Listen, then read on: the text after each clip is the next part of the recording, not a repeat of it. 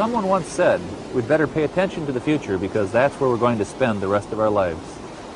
Yet too often those are just words to many people who end up finding themselves fixed almost entirely on the present. Or they dream about the future, but they do nothing about it. And so their dreams seem at best elusive and at worst unattainable. But to believe that about the future is a mistake. Hello, my name is Joel Barker. And we've come here to talk about why positive visions of the future are so important, even essential, to nations and organizations, to corporations and communities, to individuals young and old, to each and every one of us who want to make a difference in the world.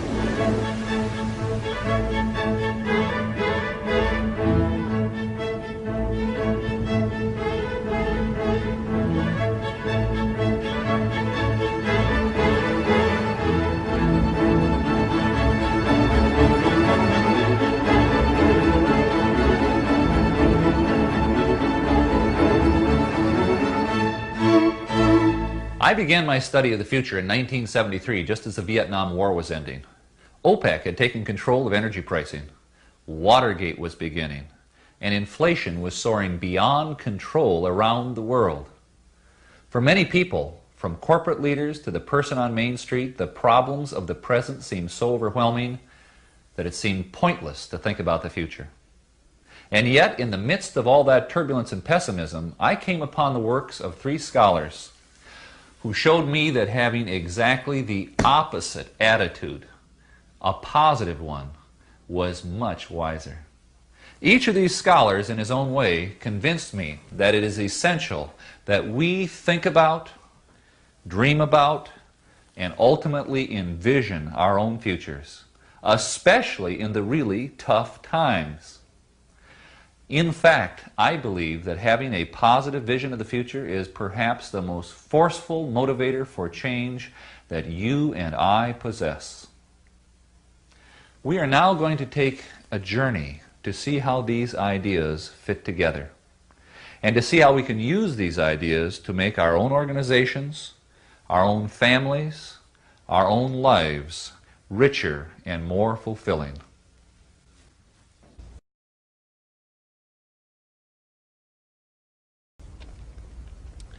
We begin our journey here because of a Dutch scholar, Fred Polak, who wrote a book entitled The Image of the Future. Polak was intensely interested in the relationship between nations and their image of the future. He asked a kind of chicken and egg question.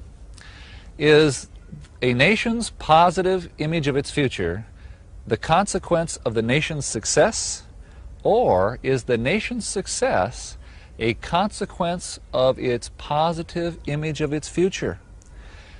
To find an answer to that question, he read the literature of many nations, both ancient and modern, to see how positively they wrote about their future and how well they lived up to their expectations. What he found is perfectly symbolized here in Athens at the Parthenon.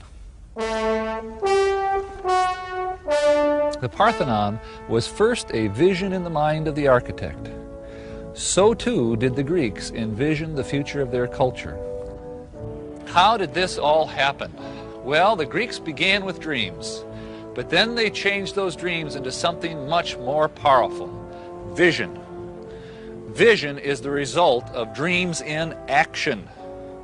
What Polak found in his research was that significant vision preceded significant success. In example after example, he saw the same pattern emerge. First, a compelling image of the future was offered by leaders. Then that image was shared with their community, and they agreed to support it.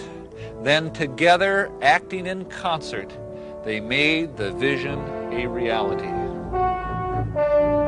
It was true here in Greece 2,500 years ago. And it was the same for Rome, and for Spain, for Venice, for England, for France. It was the same pattern for the United States of America.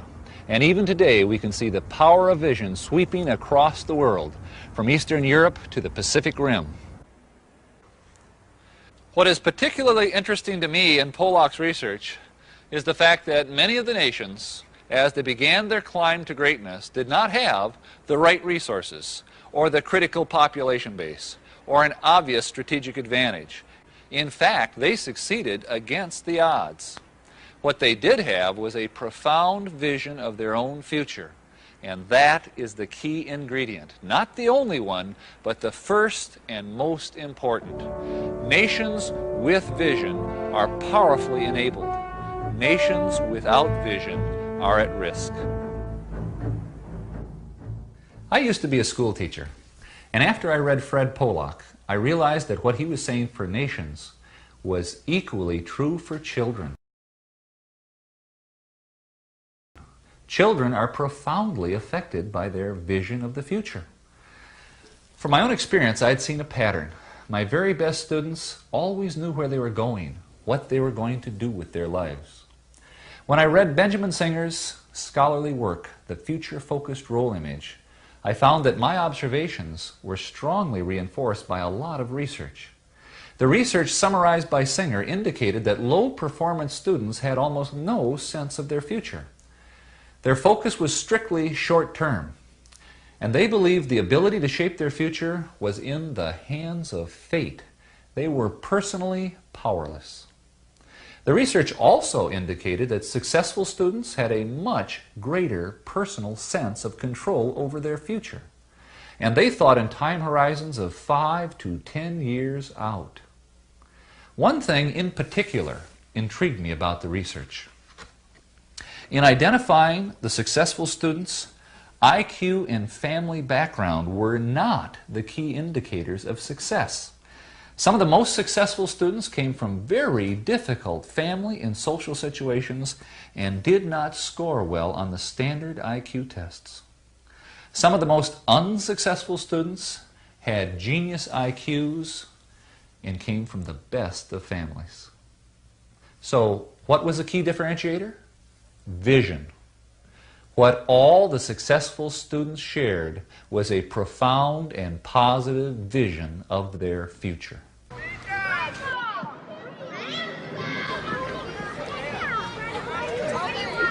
I can think of no better place to bring Singer's observations to life than to visit this elementary school, PS 121, in Harlem, in New York. Here in 1981, Eugene Lang came to give the commencement speech. He had graduated from PS 121 in 1933 and was now a successful, wealthy, self-made man. He had a lot of concern over the problems these children faced, and so he was planning to try to instill some hope in them. But as he sat on this platform and looked across the faces of those sixth graders and their family and their friends, he realized that words alone would have little meaning. So on the spot, he changed his speech. And the changes in his speech would change the lives of those children forever. He began by making a personal connection to the children by telling them how he had been in Washington, D.C. when Martin Luther King had given his famous "I Have a Dream" speech. Then he said to those sixth graders, "Everyone must have a dream. Your dream is important. It can be your future, and education is the key to that future." He spoke to their journey through junior high and then senior high school and then on to college. But when he said college, he realized that college must seem unattainable to most of these kids. So he said to them, "And don't think for a minute you can't go to college, because you can." And then, with the family and friends listening, he promised those sixth graders that he personally would provide each and every one of them who graduated from high school a college scholarship. Here were these sixth graders thinking that they could not expect to go to college, and all of a sudden, this promise. Mr. Lang sat down to the cheers of the audience, but he knew that money alone was not going to make this happen. He would have to provide a pathway to the promise. So almost immediately, in addition to giving his money, Mr. Lang created a support structure of the teachers and parents and community to work with these students to make sure that they would realize their marvelous vision. From past history of this school, you would have been able to predict that of those sixth graders who graduated from this school, only 25% would have graduated from high school. And of that 25%, almost no one would have gone on to college. But thanks to Mr. Lang and the support he and the community provided, 48 out of 52 of those students graduated from high school, and of that 48, 40 went on to college. Here at PS 121, in the heart of Harlem, we see perfectly illustrated what Benjamin Singer wrote about: the power of a child's vision with the help of the community to overcome history and economics, to motivate that child to extraordinary achievements.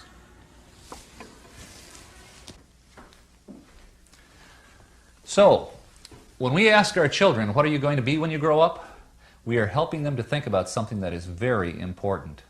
Never treat their answers as trivial, even if they change their mind every week. We listen to show our children that their dreams of the future are significant, and our interest in their dreams builds their confidence and ability to shape their own future. For nations, for children, we see the same pattern, the same power, the power of vision.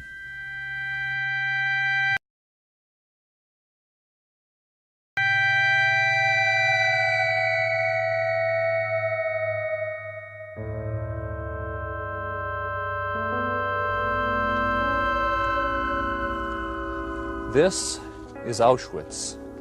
It seems a strange place to come to talk about vision. During World War II, millions of people, mostly Jews, but Poles and Russians and Gypsies too, were put to death in camps like this.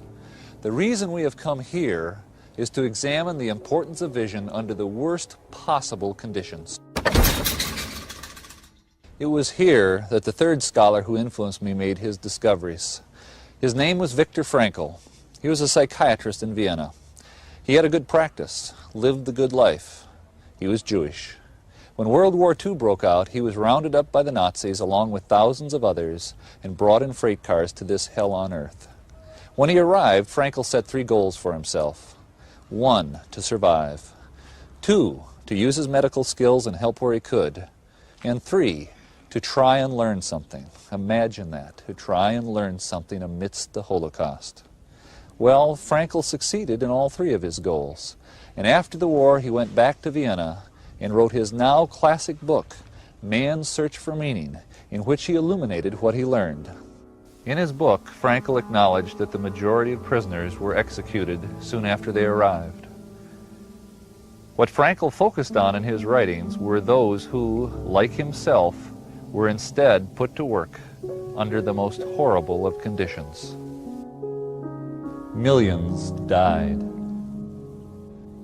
Yet among those who survived, Viktor Frankl found a common thread, a trait essential to their survival.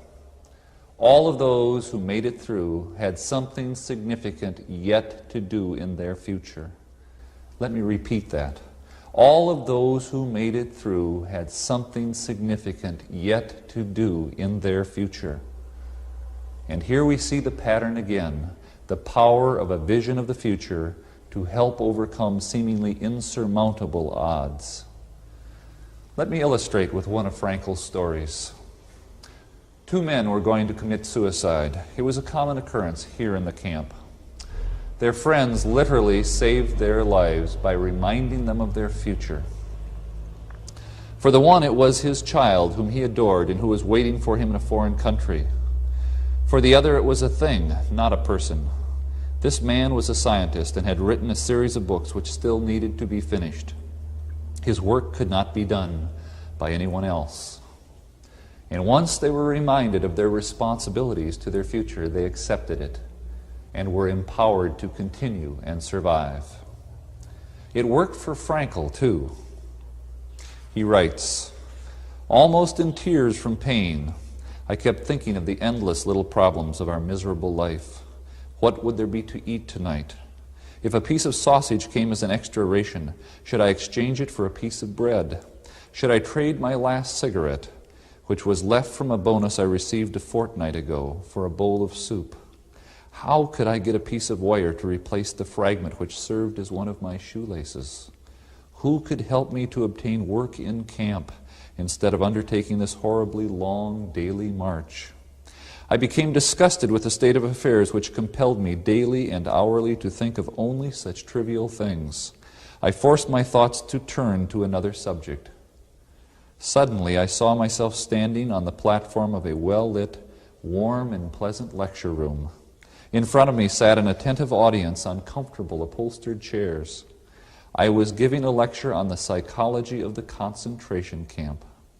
By this method, I succeeded somehow in rising above the situation, above the suffering of the moment, and he observed them as if they were now of the past.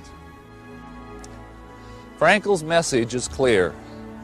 It is essential for you, for me, to have something significant yet to do, to have a positive vision of our future, because that is what gives meaning to life.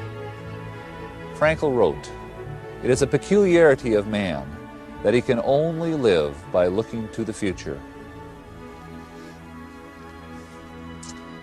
And this is his salvation in even the most difficult moments of his existence.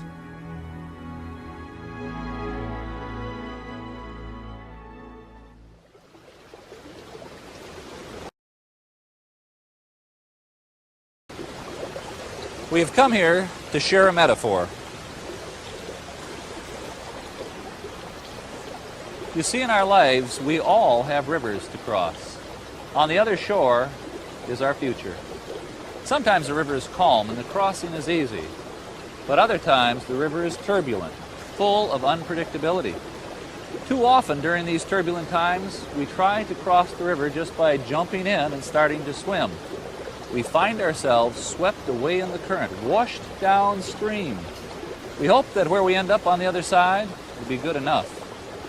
But there is a better way to cross the river, to have a vision of our future. Then, when we see our vision beckoning to us with its positive power, it will reach like a rope back across the river to give us something to hang on to as we step into the water. Now, the river is going to grab at us, try to break our grip, try to carry us away from our destination. It takes work to hang on. We have to pull with our own muscles, think with our own minds, commit with our own hearts. No one else can do the work for us. And while there is no guarantee that we will arrive at our goals, this rope, extended from the power of our vision, offers us our best connection to the future. And if we grab it firmly in our hands, then we will be ready to take the plunge and venture toward tomorrow.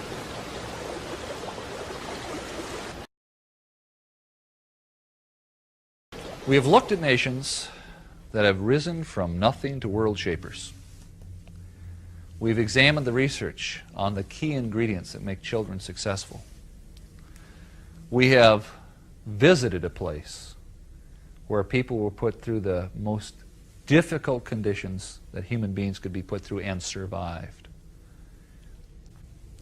And all of these have a common thread: the power of a positive vision of the future. Now, I bet I know what you're all thinking. Where is the corporate discussion? If it works for nations, and it works for kids, and it works for adults, does it work for organizations? Of course. In fact, this discussion is fundamental to human nature at all scales. Organizations are one of the best places to see this illustrated because they have the proper size and complexity to really use vision's power. Think about organizations, beginning and mature, profit and non-profit, who are doing amazingly well, and I'll bet they're being driven by a vision. Let me give you some examples. Boeing, for instance, with its vision of a world-spanning huge plane that became the 747. Or Sony, with its vision of entertainment for everyone, the Walkman. French Telecom, The French telephone company that decided it would be the best phone company in Europe when maybe it was the worst. IBM that bet the corporation on its vision of the 360 series mainframe computer. Milliken and Company with its relentless pursuit of excellence. The Salvation Army, a nonprofit group that's had a 100-year vision to help the poor and the destitute. And Toyota, whose vision is not to be just the best car company in the world, but the biggest. So, question, what makes up great vision? First, let me tell you something that isn't part of the vision. In fact, it's a mistake to have it a part of the vision. Vision is never expressed in just financial numbers. Those numbers are always a consequence of a vision achieved. So, what are the key ingredients? Well, first, visions need to be developed by leaders.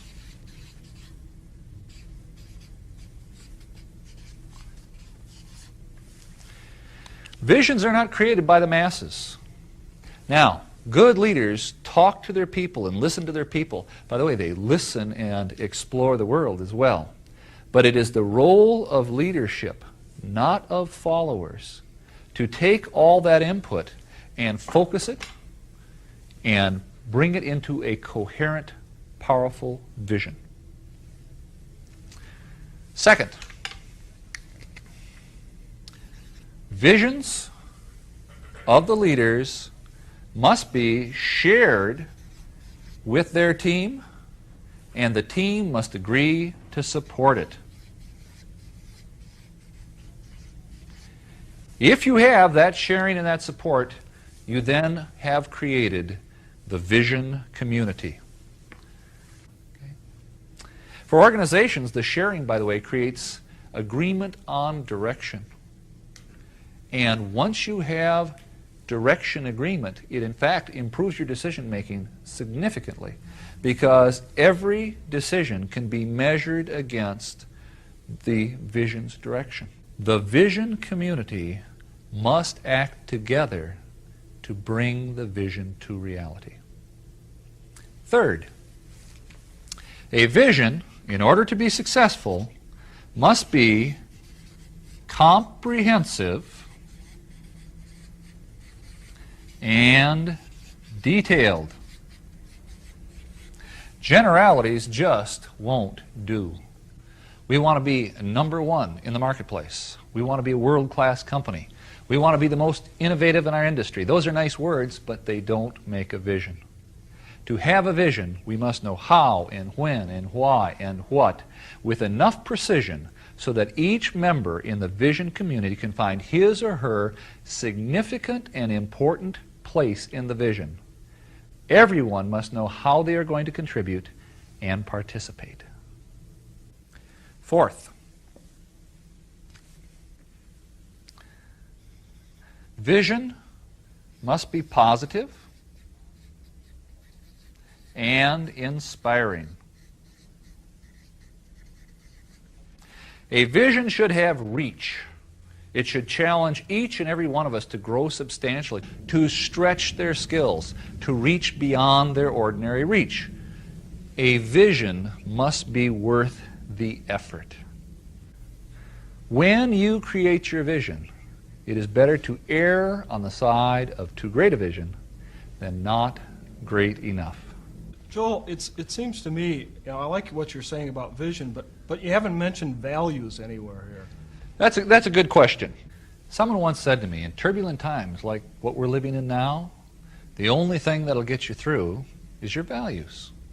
I suggested there was another way to think about that. Values are the way you measure the rightness of your direction. You see, without values, you might in fact create a vision that's immoral or unethical. Values protect you from making that mistake. But values, even though they are essential to vision, cannot give you direction. Only vision can do that. It is the role of vision to determine your destination.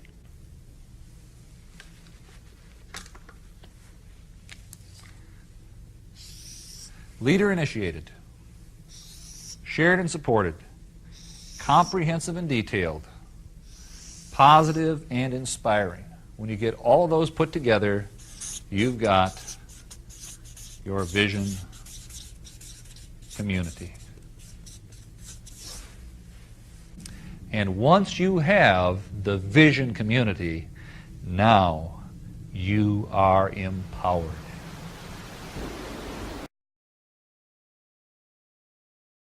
There's a story I'd like to share with you. It was inspired by the writings of Loren Eiseley.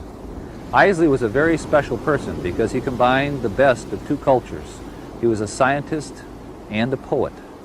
And from those two perspectives, he wrote insightfully and beautifully about our world and our role in it. Once upon a time, there was a wise man, much like Eiseley himself, who used to go to the ocean to do his writing. He had a habit of walking on the beach before he began his work. One day, he was walking along the shore. As he looked down the beach, he saw a human figure moving like a dancer.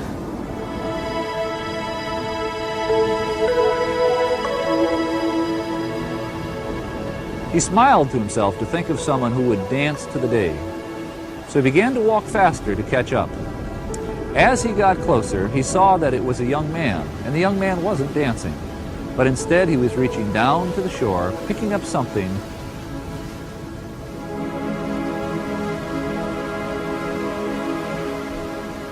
and very gently throwing it into the ocean.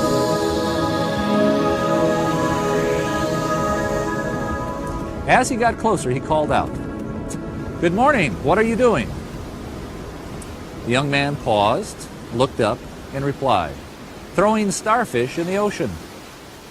"I guess I should have asked, why are you throwing starfish in the ocean?" "The sun is up, and the tide is going out, and if I don't throw them in, they'll die." "But young man, don't you realize that there are miles and miles of beach and starfish all along it? You can't possibly make a difference." The young man listened politely, then bent down, picked up another starfish,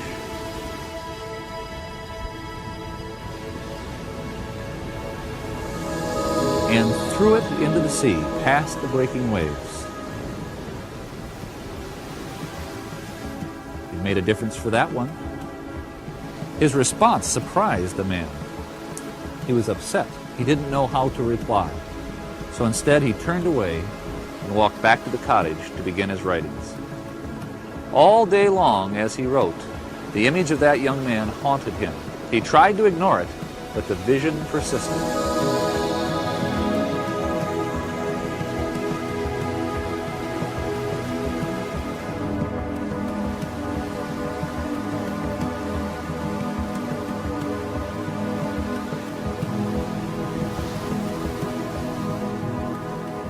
Finally, late in the afternoon, he realized that he, the scientist, he, the poet, had missed the essential nature of the young man's actions.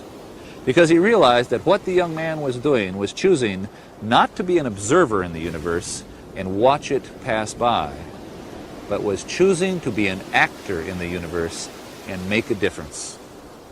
He was embarrassed. That night he went to bed, troubled.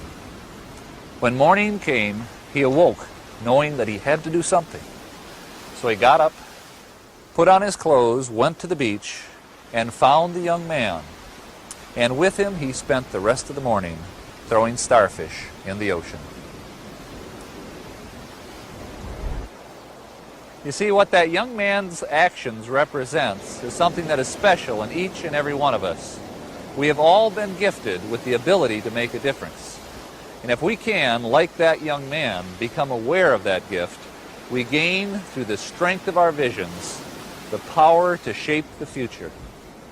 And that is your challenge. And that is my challenge. We must each find our starfish. And if we throw our stars wisely and well, I have no questions that the 21st century is going to be a wonderful place. Remember, vision without action is merely a dream. Action without vision just passes the time. Vision with action can change the world.